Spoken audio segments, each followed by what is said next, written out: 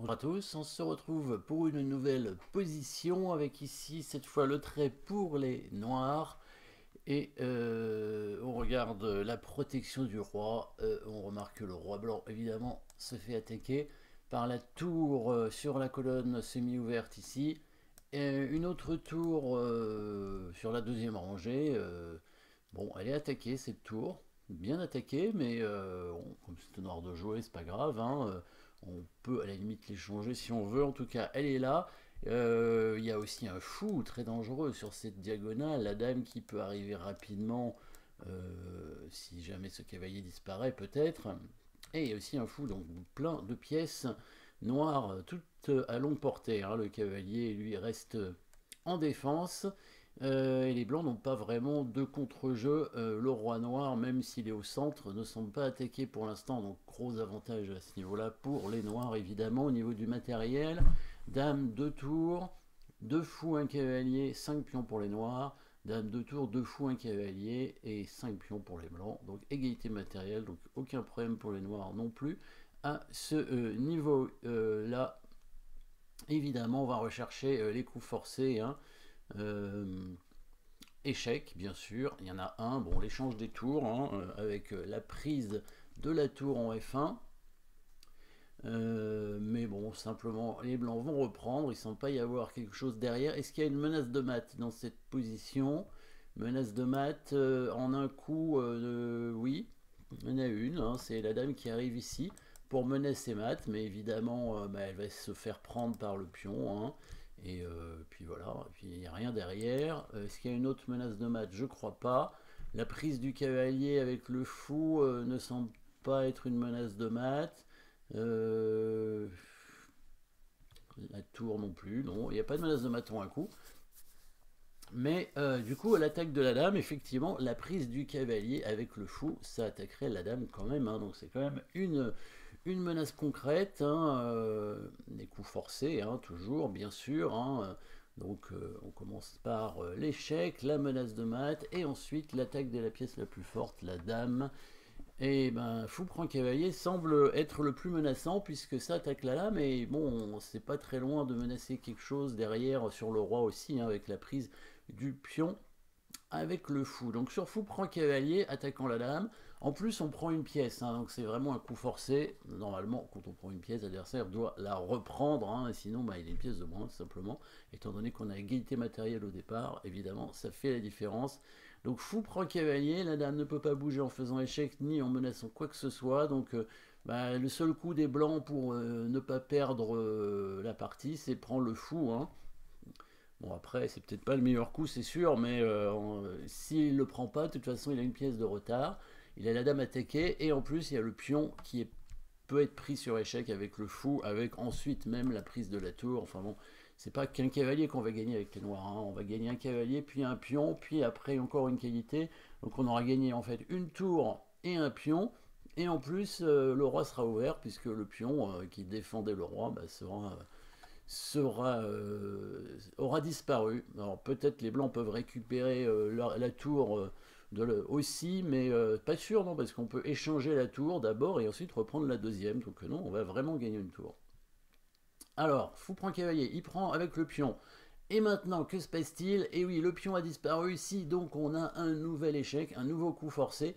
Bien sûr, dans la position, puisque la tour, maintenant, qui semblait un petit peu bloquée au départ, eh ben, elle devient très forte, hein. La tour sur la deuxième rangée avec les noirs, la tour sur la septième avec les blancs. Il faut se rappeler que c'est vraiment le meilleur endroit pour une tour, hein, même dans une position de milieu de partie comme ici. En général, c'est plutôt en finale que ça arrive, mais ça arrive aussi en milieu de partie, et ça permet de faire des attaques de maths. Fou prend cavalier, pion prend fou, tour prend pion, échec évidemment. Échec, et il va prendre avec le roi, parce que la tour découvre le fou, hein, on a vu. Le fou peut prendre la tour ici, et après il y a les deux tours maintenant en action. Il y a la dame qui pourra arriver puisque le cavalier a disparu, hein, évidemment. Donc là, s'il prend pas la tour, de toute façon, il va probablement se faire mater. Et s'il prend la tour, il va quand même se faire mater, évidemment. On va faire une attaque à la découverte, bien sûr, avec le fou, hein. Bah, c'est l'idée, hein, de la prise du pion. C'est la destruction de la chaîne de pions devant le roi pour ouvrir la tour ici, pour faire une attaque à la découverte avec l'idée ensuite de ramener la dame pour mater. Où est-ce qu'on va mettre le fou? Logiquement, on prend la tour, mais c'est pas forcément le meilleur coup parce que on veut peut-être créer un réseau de maths sur le roi blanc et donc empêcher un maximum de cases avec le fou.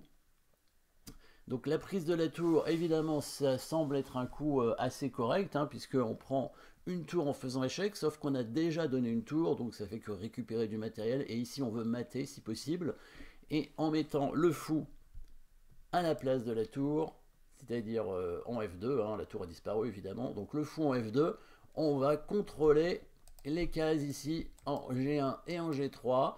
Pas oublier qu'il y a un pion blanc qui est venu à la place du cavalier, donc il y a un barrage du roi blanc, et maintenant la dame noire va faire le reste, donc fou F2 échec, le roi blanc est obligé d'aller en G2, et maintenant une petite attraction avec la tour qui arrive pour permettre à la dame de venir en faisant échec. Tour H2 échec, roi prend H2, dame H4 échec, roi G2, dame G3 échec défendu par le fou. Le roi est obligé d'aller en H1 et la dame donne mat en H3. On va voir ça tout de suite.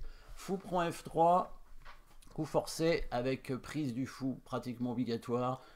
Bon, en fait, c'est pas obligatoire, mais les blancs vont perdre de toute façon. Donc autant essayer de prendre le fou. Peut-être qu'ils doivent le prendre avec la dame, mais bon, s'ils le prennent avec la dame, ils perdent leur dame de toute façon.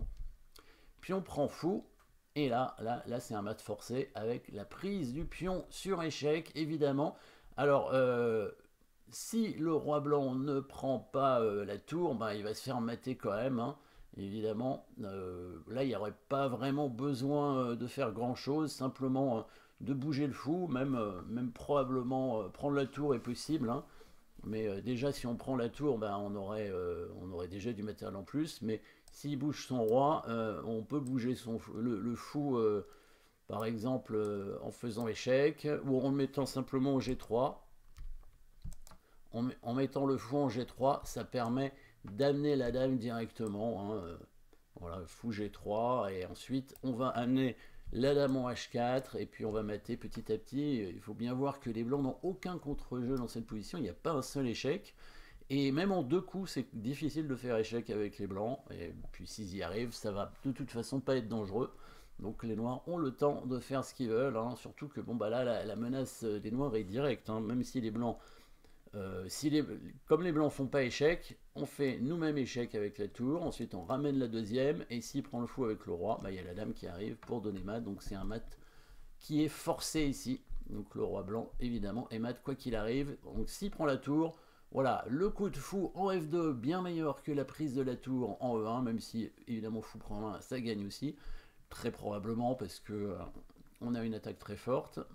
Mais ici c'est mat direct, fou F2, roi G2 forcé, attraction maintenant du roi pour forcer le roi à prendre et à amener la dame sur échec, et comme ça on va le mater avec l'aide du fou et de la dame, le fou qui fait donc le barrage ici, hein, qui forme qui bloque le trou, hein, qui évite que le roi puisse s'enfuir, hein. Le roi est bloqué par ses propres pièces, il est complètement bloqué, et c'est le schéma de mat avec la dame et le fou. Petite combinaison sympathique avec destruction de la défense, hein, destruction de la chaîne de pions devant le roi, et une attraction avec une attaque à la découverte très importante aussi, hein, donc toujours plusieurs thèmes tactiques évidemment, on le sait, pour les combinaisons. Merci d'avoir suivi cette position, et à très bientôt.